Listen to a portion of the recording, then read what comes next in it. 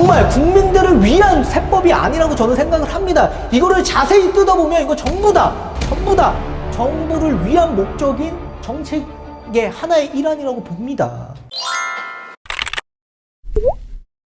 안녕하세요, 반갑습니다. 이경민의 부동산 하이킥의 이경민입니다.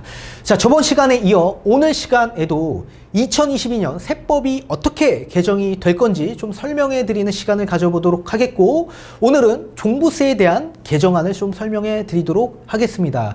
제가 이 개정안을 그냥 신문 읽어 드리듯이 그냥 술술 읽어만 드릴 수 있습니다. 근데 그렇게 읽어만 드리면 정말 무의미한 방송이 될 것 같아서 제가 뒤에 가서 계산을 통해서, 종부세 계산을 통해서 좀 더 여러분들이 체감적으로 알기 쉽게끔 풀어드리도록 하겠고요.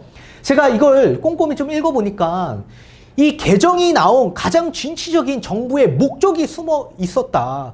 그 꼼수의 목적은 총 두 가지로 파악이 되는데요. 첫 번째, 주택 유예기간 줄 테니까 빨리 매각해라 라는 목적이 있고요. 두 번째는 지금 수도권 일대 여러 가지 도심 복합사업 진행이 예정에 있습니다.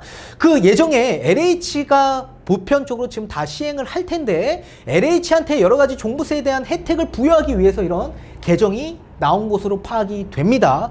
그 꼼수가 두 가지가 나와 있다, 목적이. 그래서 그 목적으로 우리가 중간중간마다 제가 말씀을 해 드릴 테니까 여러분들 잘 따라오셨으면 좋겠습니다.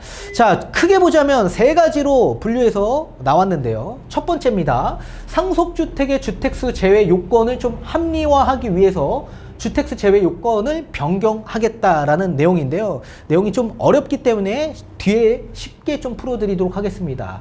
자, 가장 중요한데, 이 종부세 세율 적용 시에 주택수를 판정을 하는데요. 주택이 2주택 이상이 있다라고 하면 당연히 중과세율로 적용이 되겠죠. 근데 다만 1주택으로 봐서 1주택 세율로 적용하는 그런 주택도 있습니다.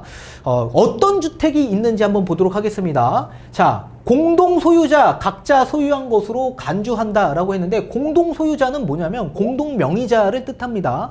공동명의자는 다주택이지만 부부 합산으로 보지만 인별과세로 종부세는 판단이 되기 때문에 1주택 세율로 적용이 됩니다. 그리고 다가구주택, 이 다가구주택은 통째로 하나로 보기 때문에 1주택으로 간주해서 1주택 세율로 적용이 되고요. 그리고 합산배제 임대주택이 있습니다. 이런 임대주택 합산배제, 우리 주택임대사업자 등록하신 분들, 이런 것들은 주택세에서 종부세 계산할 때 제외가 되죠. 그리고 사원용 주택도 마찬가지입니다.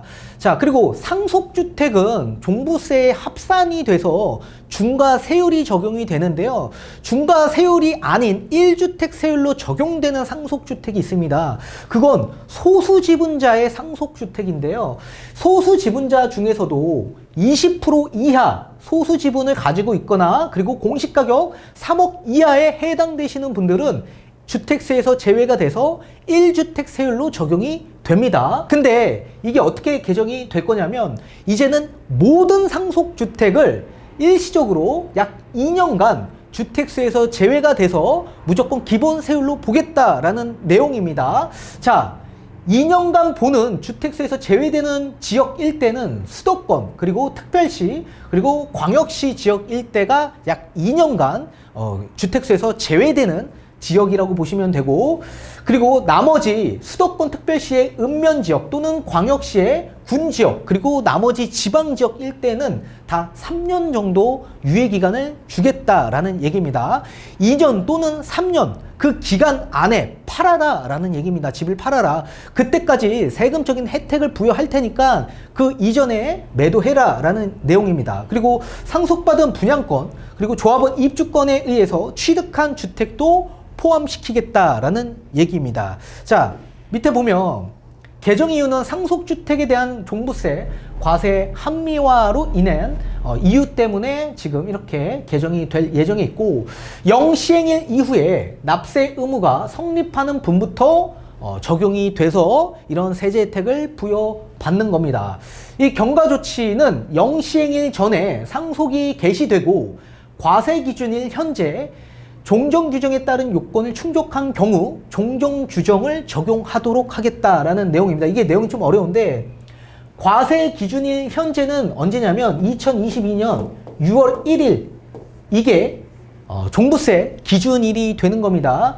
이 기준일 전에 상속이 괴시가 된다면 앞전에 본 것처럼 수도권 그리고 광역시 그리고 뭐 특별시 이런 지역은 2년이라 그랬죠. 2년간 유예를 준다라고 했습니다. 그러면 따라서 2020년 6월 1일 이후부터 상속을 받으신 분들, 상속 개시를 하신 분들, 그리고 만약에 나머지 지방, 그 외 지역 일대들, 이런 지역 일대는 3년으로 유예를 줬습니다. 따라서 2019년 6월 1일 이후부터 상속 개시한 분들, 이런 분들은 지금 개정이 되는 법으로 적용이 된다라는 걸 알아두시면 좋을 것 같습니다. 자, 그러면 판소리를 통해서 좀 더 자세히 풀어드리도록 하겠습니다. 자, 이 종부세율을 적용할 때 주택수에 포함하냐 미포함하냐에 따라서 세율이 달라지고 그리고 세금이 달라진다라고 얘기를 했습니다. 그럼 따라서 이 종부세율 적용할 때 주택수에 미포함되면 좋겠죠. 그래서 그게 개정이 된 겁니다. 특히나 상속주택에 대해서 굉장히 불리한 조건이 있었는데 이걸 합리화하기 위해서 세율이 적용이 됐다. 자, A라는 기존 주택이 있습니다. 내가 살고 있는 주택이 있대요. 근데 여기 플러스 B라는 상속주택이 들어왔대요. 그러면 우리는 내 뜻과 다르게 강제로 2주택자가 된 거 아닙니까? 근데 양도세에서는, 소득세법에서는 상속주택이 들어오면 피치 못할 사정이기 때문에 그냥 1주택으로 봅니다. 그래서 기존 주택을 먼저 매도하면 비과세를 받고 매도할 수가 있는데 종부세에서는 무조건 2주택자로 봐서 2주택 중과세율을 받고 종부세가 합산돼서 세금이 많이 나오게 됩니다. 자, 그런데 이 상속주택을 우리가 자세히 좀 따져본다면 단독 상속이 있고요. 공동 상속이 있습니다. 이 공동 상속은 소수 지분자를 뜻하죠. 지분을 나눠 가지신 분들.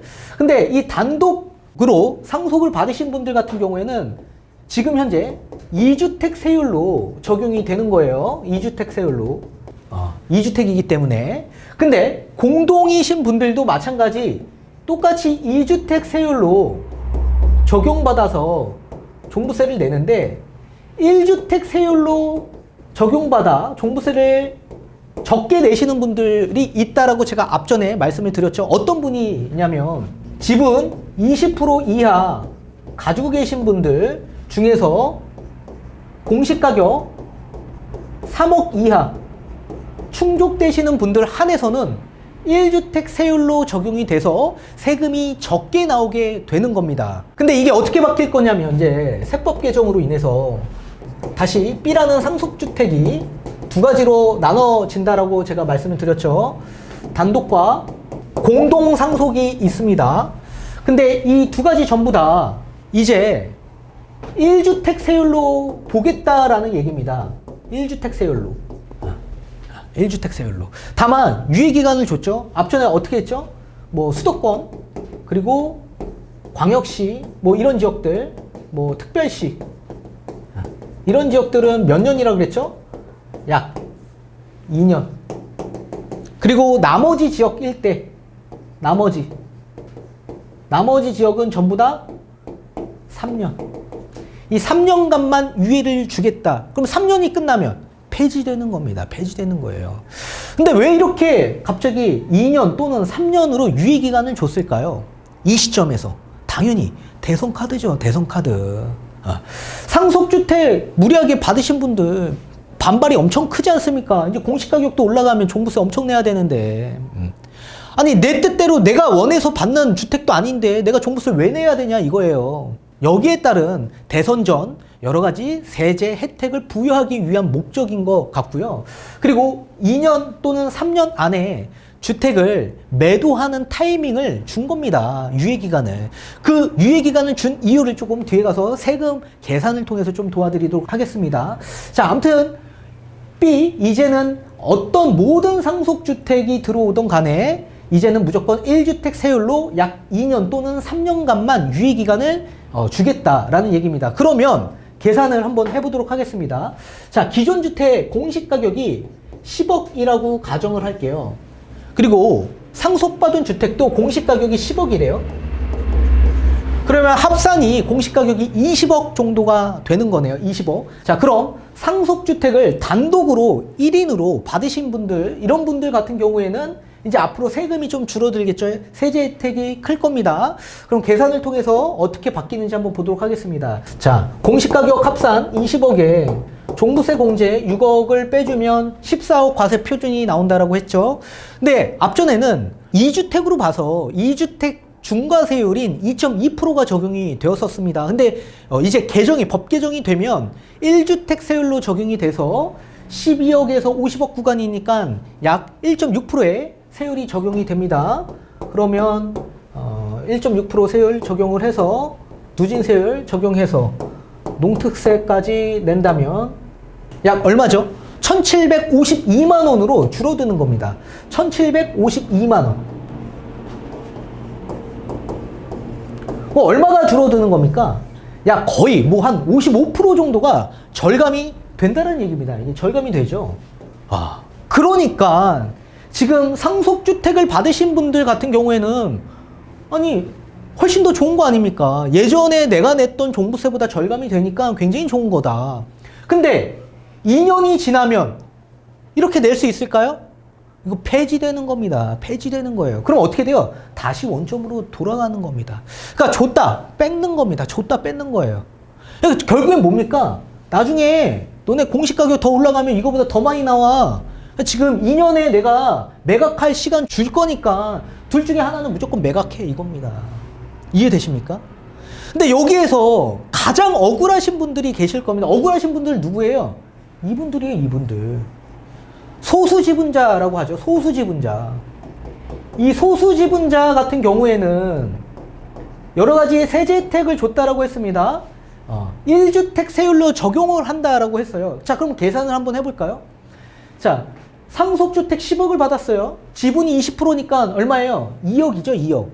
공시가격 3억 이하에 적용이 되니까 이분은 1주택 세율로 적용이 되는 겁니다. 그러면 10억에 2억 공시가격 합산이 얼마죠? 약 12억 정도가 발생이 되는 거예요. 자, 그러면 계산 한번 해보도록 하겠습니다. 12억에 공제 6억이 되죠.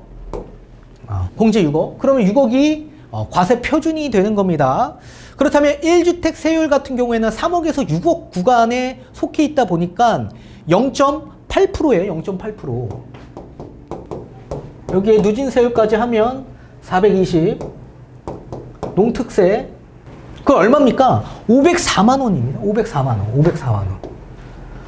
자, 기존에 504만 원을 종부세로 내셨습니다. 이 소수지분자 중에 지분 20% 이하에 속해 있는 분들 같은 경우, 특히 우리 뭐 자녀 같은 경우는 지분 20% 이하를 받는 경우가 많죠. 요즘에는. 그런 분들은 다 자녀가 돈이 어디 있어요. 종부세 낼 돈이. 그러니까 소수 지분을 해가지고 종부세 좀 적게 내는 방향으로 간 거죠. 근데 2년이 끝나면 어떻게 돼요? 2년이 끝나면 이게 폐지가 된 거라고 제가 말씀드렸죠. 2년이 끝나면 어떻게 돼요? 다시 2주택 세율로 전부 다 가는 겁니다. 상속주택이. 그러면 1주택 세율이 아니라 2주택 세율로 넘어오는 거예요. 2주택 세율로. 2년이 끝나면 2년 또는 3년 이후에는. 그럼 세금이 얼마 나올까요? 자, 다시 계산해 볼게요. 세금 얼마 나오나. 자, 아까 과세 표준 6억이라고 그랬습니다. 6억에 2주택 세율로 적용이 된다면 1.6%예요. 여기에 농특세. 그럼 얼마 나옵니까? 약 1,008만 원이 나옵니다. 1,008만 원. 자, 1,008만 원이 나와요. 몇 배가 올라간 거죠? 몇 배가? 약 2배 이상 올라간 겁니다. 2배가 올라간 거예요, 지금. 아니, 소수지분 20% 이하 속해 있는 분들 거의 누굽니까? 거의 어린 자녀분들이 굉장히 많다고요. 그런 분들이 돈이 어디 있다고 이걸 2배 이상 내냐고. 이게 말이 된다라고 생각하십니까? 아니, 기존에 쥐어졌던 세제 혜택이 있는데 이거를 완전히 폐지해버리고 상속주택 똑같이 지금 세율이 1주택 세율로 갔다가 나중에 어떻게 바뀐다고요? 무조건 2년 지나면 2주택 세율로 바뀐다고. 그럼 손해를 보시는 분들 누굽니까? 이 소수지분자라고. 이 소수지분자. 결국엔 이분들 어떻게 해요? 매각하라는 얘기예요. 매각하라는 얘기. 이 정부의 꼼수가 숨어 있다는 얘기입니다. 그냥 우리가 단면적으로만 봤을 때 어떻게 해요? 세제 혜택 주니까 세금 절반으로 줄어드네. 근데 2년 또는 3년 지나면 어떻게 돼요? 세금 엄청 늘어난다고 다시. 또는 줬던 거 다시 뺏는다고요. 결국엔 뭡니까? 대선 포퓰리즘 카드라고요. 이해되시죠? 자, 다음 거 한번 보도록 하겠습니다. 자, 두 번째입니다. 종합부동산세 계산할 때 합산배제되는 주택들이 있습니다. 현행법상 이 종합부동산세 합산배제 주택은 공공임대주택, 그리고 장기일반 민간임대주택, 주택임대사업자 8년짜리를 뜻하죠. 그리고 사원용 주택 및 기숙사, 그리고 가정 어린이집, 그리고 국가 등록 문화재 주택 등이 있습니다. 근데 이거를 범위를 확대했어요. 모든 어린이집으로 확대를 했고, 모든 어린이집, 그리고 시와 도에 등록 문화재 추가한 주택, 그리고 주택건설 사업자 등의 멸실 예정 주택인 주택들을 뜻하는 겁니다. 이 주택은 주택건설 사업자, 그리고 주택조합, 재개발 재건축 사업 시행자, 그리고 공공주택 사업자 등 이런 분들은 전부 다 합산 배제 추가 요건으로 주택이 포함이 된 겁니다. 근데 주택 건설 사업자는 뭔가요? 주택을 건설하는 사업자를 뜻하는 거죠. 멸실 예정 주택은 뭘까요? 우리가 신축 아파트를 짓기 위해서 기존에 있는 주택을 우리가 매입을 하죠. 근데 그것도 주택을 매입하니까 어떻게 돼요? 당연히 종부세가 발생되는 거 아닙니까? 종부세가. 결국에 이걸 멸실하고 나중에 뭐 분양을 하던 임대를 주던, 그리고 임대를 줄 때도 어떻게 해요? 당연히 종부세를 또 내야 되죠. 그리고 기존에 있는 멸실 예정인 주택들 같은 경우에도 어차피 내가 이거 부시고 집 다시 짓는 건데, 부시기 전까지는 주택으로 보기 때문에 이거 어떻게 해요? 종부세를 내야 된다고. 근데 그게 조금 과다하다라고 해서 합산 배제를 해주겠다는 얘기예요. 근데 중요한 건 뭐예요? 주택 건설 사업자, 이거 건축업자 아닙니까? 건축업자. 그리고 공공주택 사업자, 이거 뭐예요? 공공, LH, SH를 뜻하는 겁니다.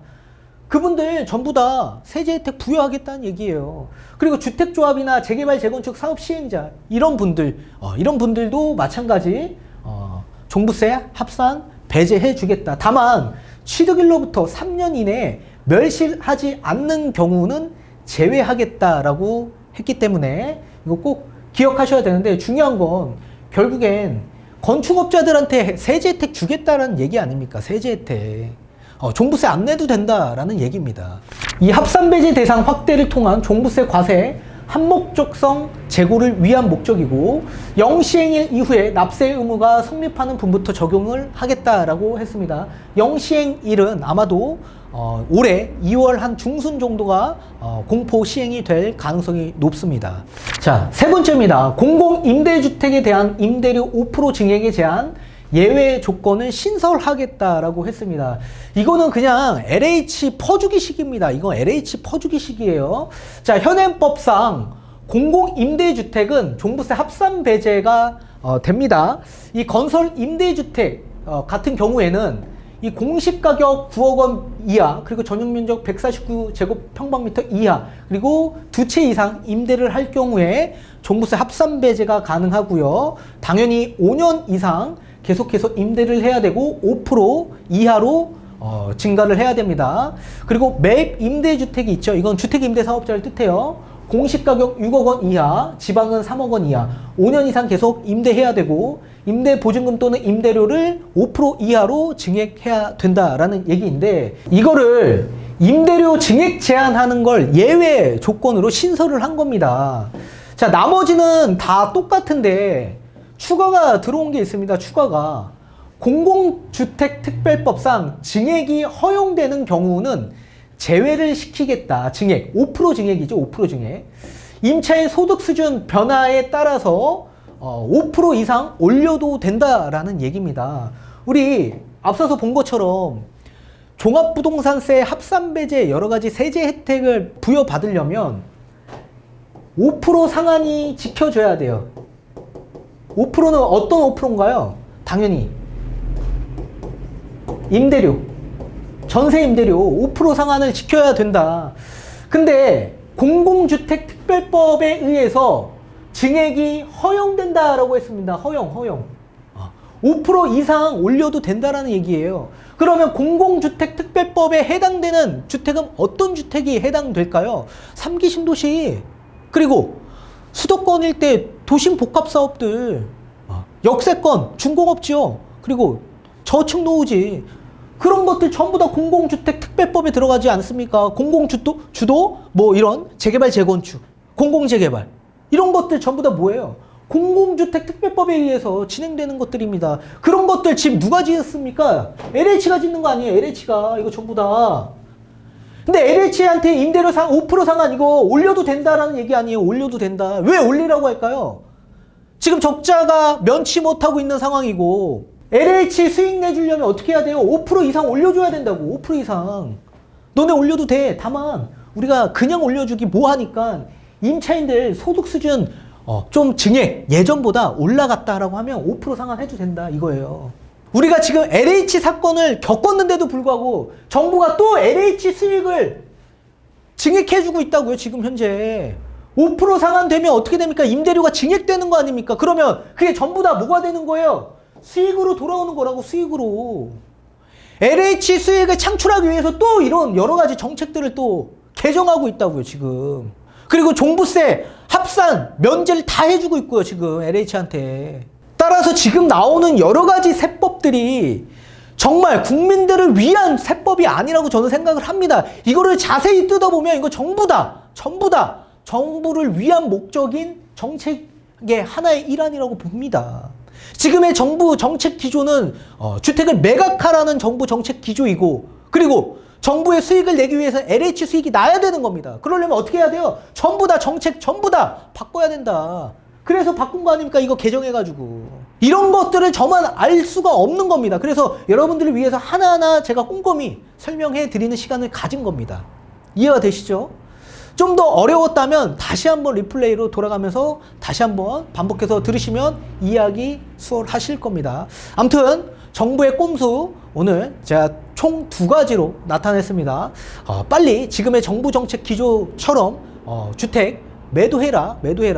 그리고 줬던 세금 다시 뺏는다라는 얘기예요. 나중에 2년, 3년 뒤에 다시 세금 엄청나게 증액된다. 대선 위한 그 포퓰리즘 정책이라고 보고 있고요. 두 번째는 LH 수익을 위한 개정된 세법이다. 그렇게 보시면 좋을 것 같습니다.